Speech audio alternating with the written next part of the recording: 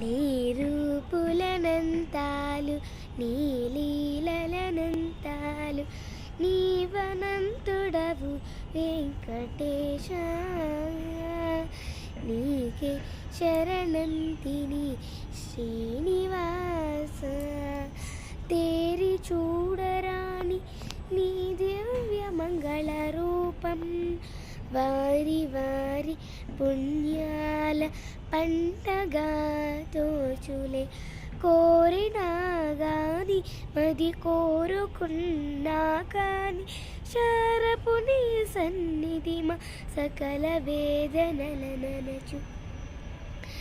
కలి కల్మషహరుడవు కామిత ఫలదాతవు కలడన్న వారికి కైవల్యప్రదుడవు. ఈలలో నిన్ను నమ్మిన వారన్నటికి